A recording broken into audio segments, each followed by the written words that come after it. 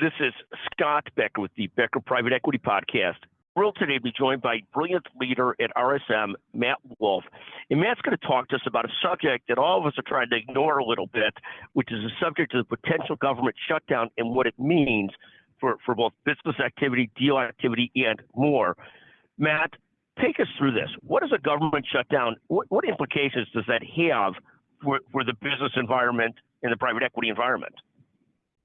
Yeah, thanks, Scott. Happy to talk about it. I mean, at a high level, it's going to delay GDP growth, really is the best way to think about it. Our estimate, which is consistent with some other estimates out there, of about 0.2% GDP reduction per week that the federal government is shut down.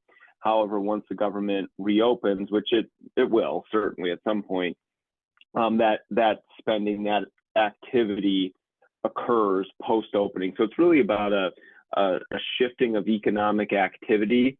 And, you know, there's a lot of talk out there about, I think kind of from my perspective, overblowing the impact, at least at a macro level.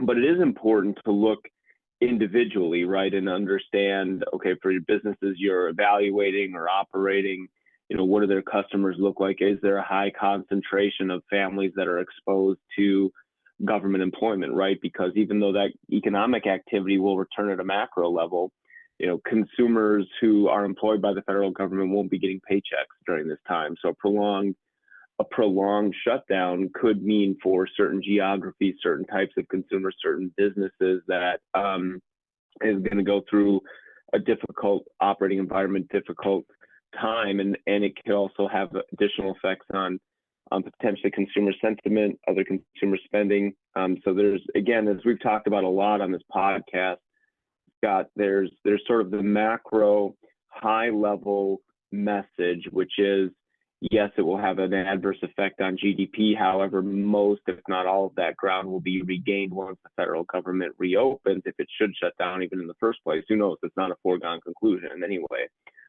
But it's always important to look at the specific factors related to either the businesses you're operating or evaluating, and how might it affect your specific supply chains, your specific customers, or even regulatory approvals you're trying to go through and get during this time. No, 100%. Your point's well taken, because we look at it from a macro perspective and say, look, at the end of the day, it's going to get solved. We hope, if there's not so much intransigence on each side. I mean, it's almost like all these different strikes going on. At some point, you expect they'll get solved. But the issue is, even if it gets solved, there are a lot of micro impacts that are very acute to people and businesses and companies. I mean, if you hold treasuries and you're expecting your treasuries to roll over and get paid next week, who knows how that works? You know, there's a lot of things like that. There's just a lot of micro impacts that people, you know, otherwise wouldn't necessarily expect or understand.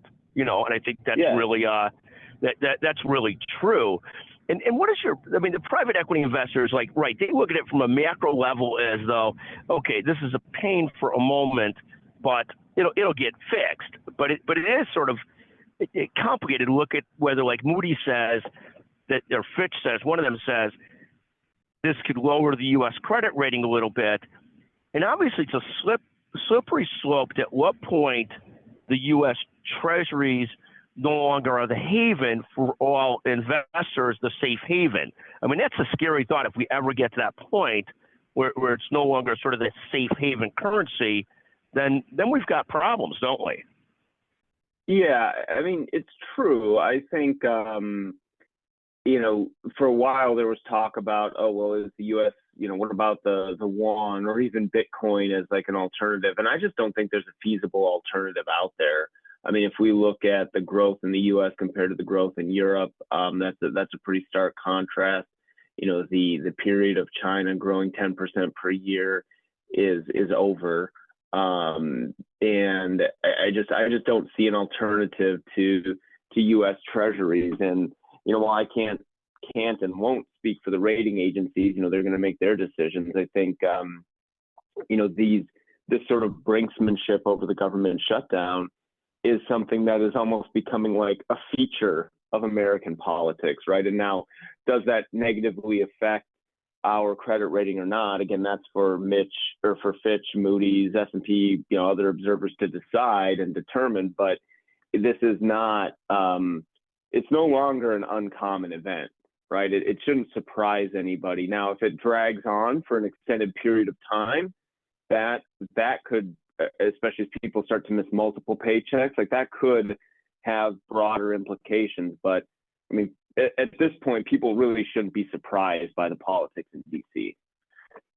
No, but your point is well taken. People start losing paychecks long enough, it starts causing enough trouble, and they get concerned that they're not all going to be made good. I think they know they'll be made good on it, but that's where it gets a little scarier, and when the politicians start to get some pressure to solve this. And it is a fascinating situation. And you do have like the reality of, I'm a believer that we've got too much federal debt, too many federal obligations, which all the pensions, everything else, that the Social Security, the Medicare. I'm big fans of that, but it just weighs on a country's finances over the long run, and then have to make sure somehow or another slow down the spend without throwing us into a massive recession or depression.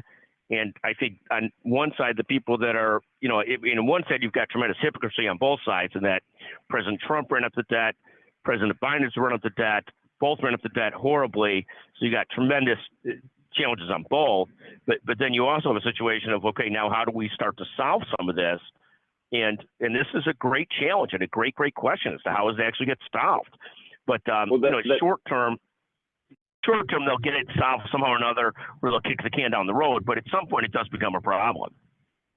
Well, absolutely. I mean, and that's just the real tragedy of the whole thing. Is it seems, at least from my perspective, that we just can't have an adult conversation about the future fiscal policy of the United States outside of these sort of short-term debt ceiling,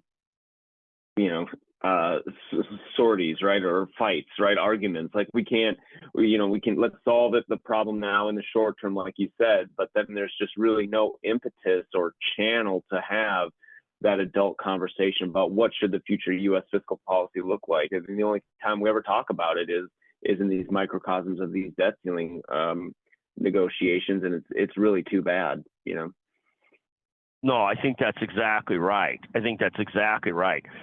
Anyways, Matt, it is always great to visit with you. Thank you for joining us today again on the Becker Private Equity Podcast. It's great to visit. We can talk about these issues. Will remain to be seen how this plays through, and can't wait to visit with you more on it. Thank you very much. Thank you, Scott.